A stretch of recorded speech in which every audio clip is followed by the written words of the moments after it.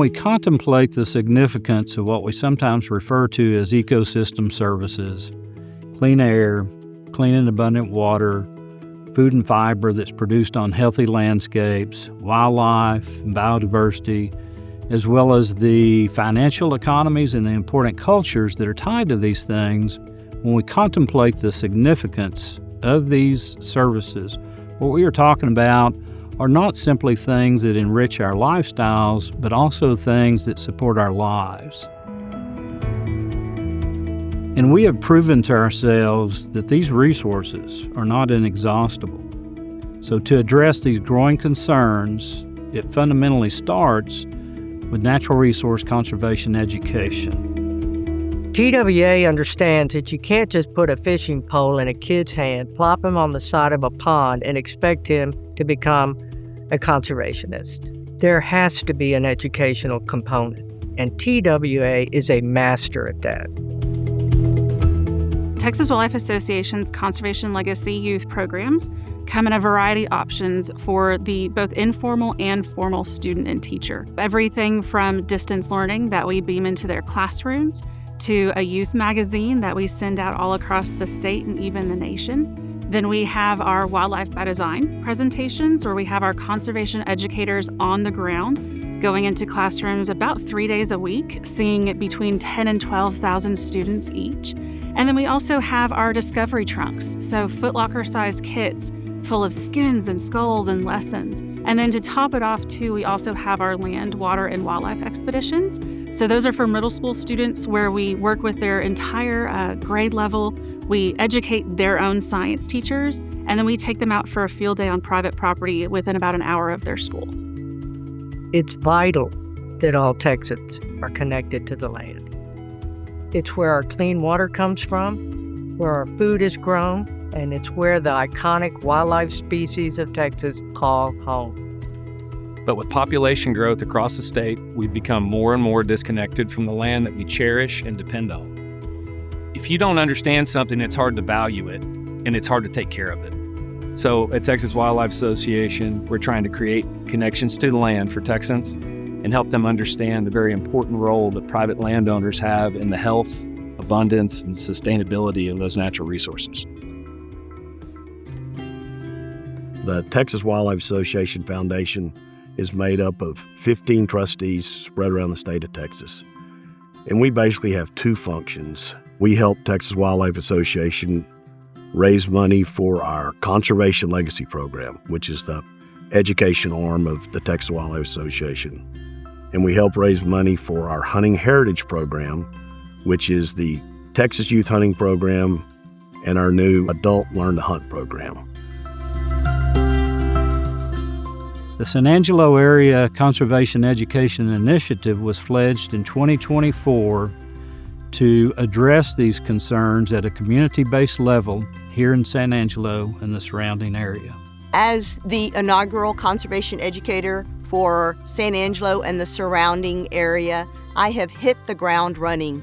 In the past year, I have done community events as well as Wildlife by Design presentations. I have brought our conservation message to 34 schools, as well as 450 teachers and 7,000 students. The centerpiece of this initiative is the San Angelo Area Conservationist of the Year Gala, which is held annually to shine the light on an individual or a family that not only has a history of exemplifying good conservation practices on their lands, but also have invested into community health in this area. Last year, we honored the Virgil Powell family, which consists of the Jimmy Powell family, the Malin Mertz family, and the Marilyn Bean family. And I said last year I couldn't think of a better family to honor for our first ever Conservationist of the Year. And I'm going to say it again. I can't think of a better family to honor than the John Cargile family.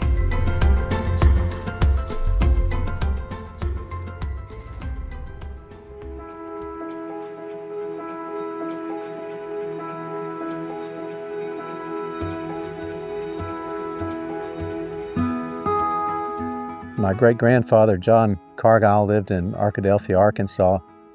and he never moved to Texas, but he had a son with tuberculosis that was 17 years old, Jess Cargile, and in 1904, Mr. Cargile and a partner named R.N. Garrett bought this ranch, and I think that the idea was to get Jess out here to a drier climate where he would do better with his lung disease.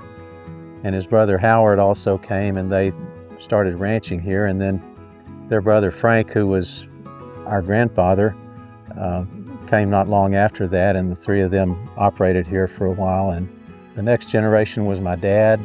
Howard and Jess didn't have any children, and Dad was here a lot when he was growing up, and because of the generosity of Howard and Jess, the ranch came in his direction. Another important part of our family, I would say, is Ted and Alvina Wiestinger. They were a young couple that started working for my grandfather Frank on that Taylor County ranch, and they continued to work for us until they couldn't work anymore, and they sort of helped raise Dad and Carolyn and helped raise me and my sisters. That's such an important part of our history too. Dad and Carolyn and Frank bought Producer's Auction in 1954, and Carolyn continued to work alongside Dad and Granddad.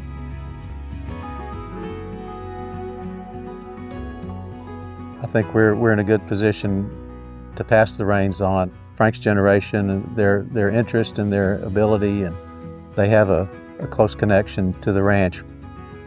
That's very encouraging to realize the closeness they feel to the land and the responsibility they feel to be stewards.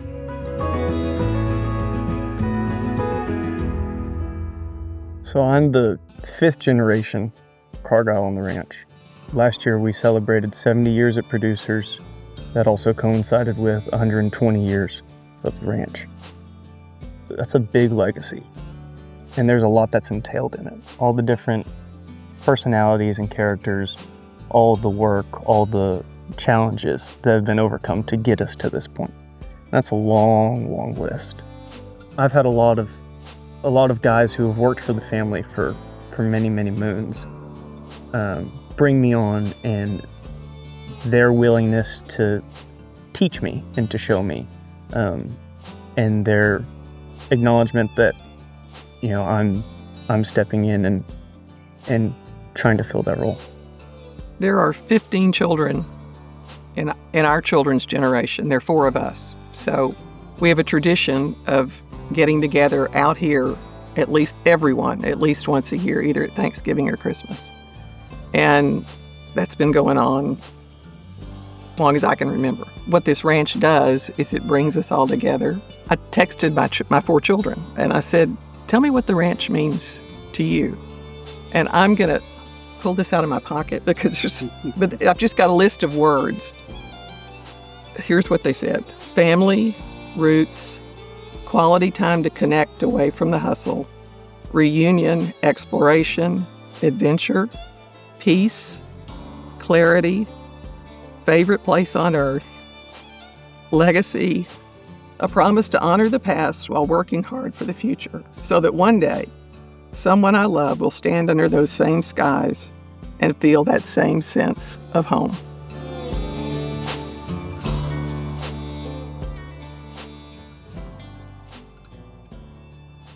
Our generation we've been very well represented by Charlie Christensen, who Dad hired in 1989. Charlie already had a great background in ranching and general business, and he came and started working at Producers and in the ranches, and he's really been carrying the load for the last 30 years or so, just doing a fabulous job. I mean, you couldn't ask for a more loyal person or a more capable person for the family, and we've sort of been able to ride on his coattails to some extent in terms of the success of all these operations. John was great to work for. You know, his whole family's been good to work for. As I think back on the years that I've been here and what I learned from John Cargile and his principles about a business and the agriculture business, the main takeaway that I got from it, and they've always kind of followed along with, is just go to work every day and keep your head down, keep your head to the grindstone, and be honest with people, and It's not just in producers. We ranch as well, and so we run the auction with that attitude that we're in the ranching business as well, and so we feel like we have a close kinship to a lot of these people out here in the country. We understand what they're up against because we're up against it at the same time. Especially one thing about John Cargile, it drew people to him was simple integrity. He was a very quiet man many times, but a lot of times he didn't have to say anything to get his meaning across. He expected, like Charlie said, he expected work and expected to be done right. Otherwise, he'd leave you alone. He was a good man, and people respected him and respected his family and his father. And so to working with him is a privilege. And it's been a privilege to our family to know him. John impressed me from the get-go on his appreciation for the customers. And not only was he was a very busy man, he is very supportive of all the industry, both sheep, goat, and cattle industry. As busy as he was, he found time to donate time to the cause. He became Texas Sheep and Goat Raisers president of the Southwest Cattle Raisers, and he was very instrumental in a lot of the things that went on outside our gate. And I think that's one of the reasons that he is appreciated so much by all the industries. I was raised going to several of the area auctions and remembering back within 120, 150 mile radius, and they all had great respect for producers. And John Cargile, of course, his sister Carolyn, back in the day, she carried her weight. She did her part there in the office.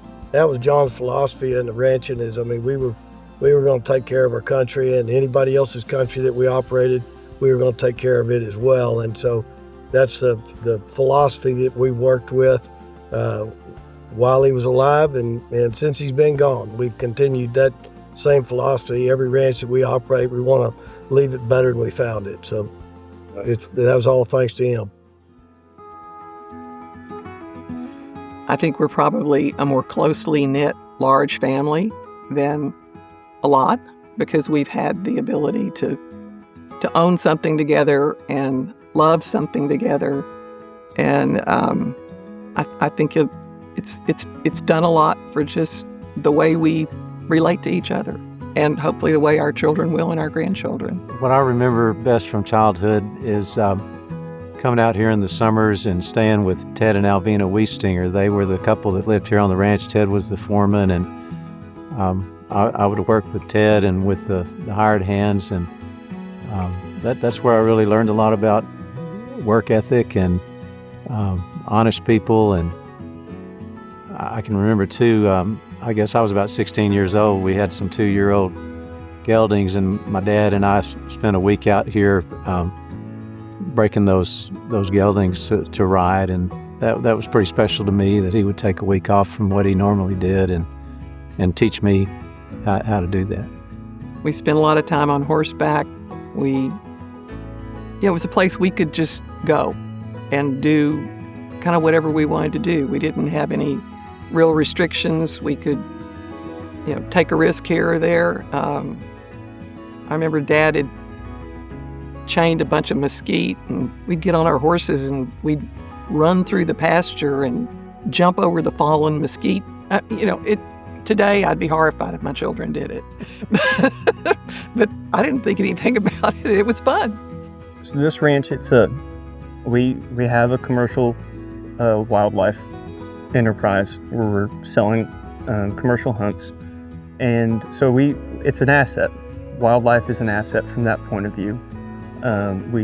We try to manage it well. It's an evolved asset. It's different than it used to be 50 years ago, or 60 years ago, when white-tailed deer were viewed as a nuisance 60 years ago because they're eating sheep feed, and now they're a profitable asset that needs to be managed correctly.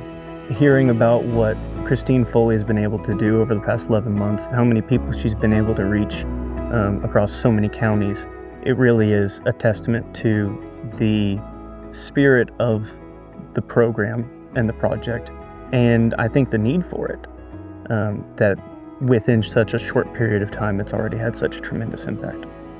I'd like to congratulate the John Cargile family for this recognition.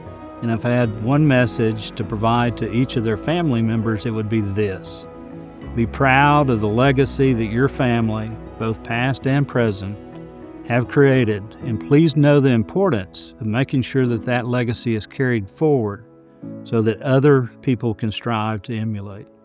And lastly, I'd like to thank for everybody that's here for honoring the Cargile family and for helping our Texas Wildlife Association do what we do. As I was sort of trying to get my thoughts together for this the other day, I thinking about the ranch history, and I was reminded of a quote. It actually came from Sir Isaac Newton about being able to see so far because he stood on the shoulders of giants. And that's kind of what I think about when I think about the family and how we got here.